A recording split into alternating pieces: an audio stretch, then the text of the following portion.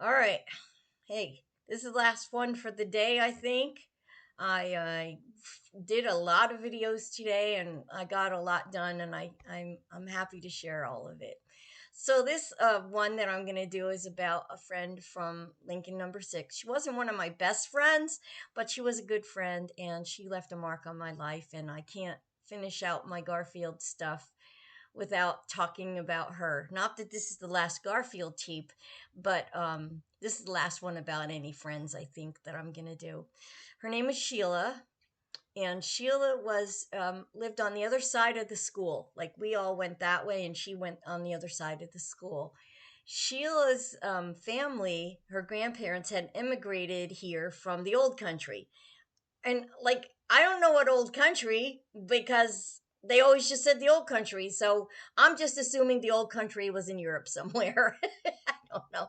And they had started a little business for themselves, and this business was a kind of like a soda fountain, not a deli, although you could probably get food there. But there's a big candy thing. There was newspapers there, all that like little things you could buy for decorations, and it was just a kind of catch-all store, but it was kind of cool.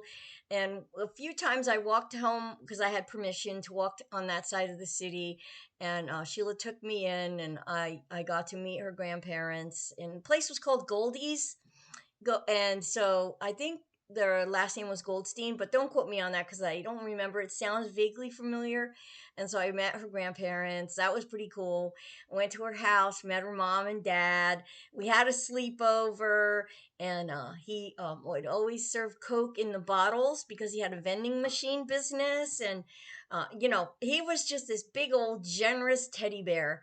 And so one time we had a sleepover again. I went a couple sleepovers there, and I think it was for her birthday. And we had a lot of girls from the school there, and we were playing board games and up all night talking like girls do. And her dad came in. He was going to quiet us down, and instead he sat down and played a board game with us. And we all laughed at him because he, put on funny things, a hat, a pillow on his head, or I don't know. He just did funny things, and then he left. And the mom got us quiet down. Finally went to sleep. Just great memory. And I was invited um when she got older, like I think seventh or eighth grade, probably eighth grade, I was invited to her bat mitzvah, which is what the boys do bar mitzvah and the girls do bat. And I don't think the T is pronounced because like bat mitzvah, something like that with the T in the back. Anyway, what difference does it make, right? I was invited. So I get dressed up and I get going there, and it's like in this big venue, this wonderful hall with like chandeliers and beautiful decorations, lights all over the place. There's a big gift table where people, like at a wedding, right? There's where all the pretty boxes that are decorated in the envelope basket. And then there's like 10, maybe 12 tables, like for 10. And they had them all little place cards. There was one with my little name on it. And in the front was a small little podium, and then a mini little stage, and her rabbi was there, and the rabbi's wife. It was a special table for the family, and she got up and read, but that it wasn't the ceremony, but she read some stuff. And they were, I think they gave her gifts. They call it geld or something. It means money, I guess. Maybe if I'm saying it wrong, please correct me.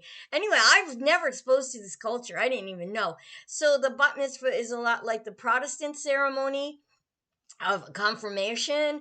And also Catholics do confirmation right around that same time. And basically it's like 12, 13. Now you're considered responsible for yourself in the eyes of God. So it's kind of cool. It's like a nice, but I don't remember anybody ever doing this great big thing. My family would just take you to McDonald's. Hello? That was a big deal. Now I'm being silly about that part, but there was never a party like that. Like, and all this family was coming around her and loving her, and love, family love, something I think I've always craved. And I was overwhelmed by it. And then they have the big dance, where the men are dancing arm in arm, and then they bring the little kids in, and we're hanging on their arms, and they're ha ba nagila ha, and just this wonderful celebration. Just And they're all glad to see each other. They're glad to see you. And the dad and mom recognized me from the sleepovers, and they recognized me from coming in Goldies, and they kind of just took me in. They didn't like go, oh, you're Catholic, I don't want you here. No, none of that, none of that. They just, oh, you're friends with Sheila, come here, and they just pulled me in. And I had the time of my life. I stayed as long as I could before I knew it was time for me to go home. I didn't want to leave. I wanted to move in with these people. I wanted them to be my family. True story. Anyway, it left a mark on me. You could see it. It's even here now. I go home, open the door, and I'm all full. Like, they give me a little candy bag to take home and all this stuff, just like at a party, you know? And my mom's ironing. That should have been the first clue. I should have known right there. That's it. I'm just checking the time here. My mom's ironing. And I'm like fired up. I'm fired up all the time. But I'm like, oh my gosh, And my mom looks at me like that look, and she sets her ironing down, like she wants me to be quiet. Now I should have known when she's ironing like that intense that's a sign. I go, Mom, I know what I want to be when I grow up.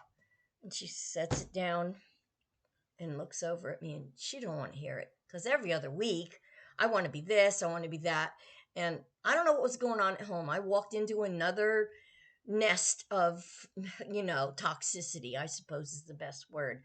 She's feared, she's angry, my dad's not, who knows what's going on. Maybe we're getting a bit, who knows what's happening. And she looks at me like that, and I'm like, I want to be Jewish when I grow up.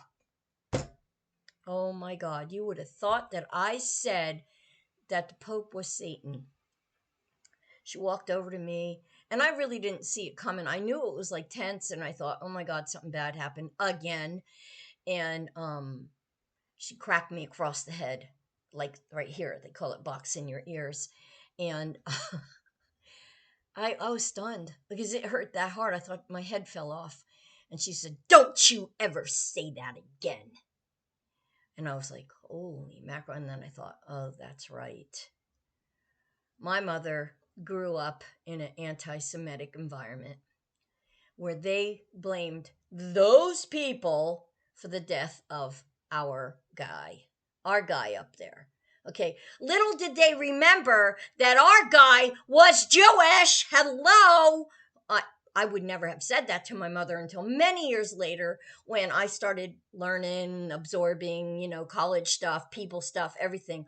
I didn't know. I got, of course, when you get that, you're crushed. You pull back in and you get quiet. But down deep inside, I still wanted to be Jewish. I wanted the family love. That's what I wanted.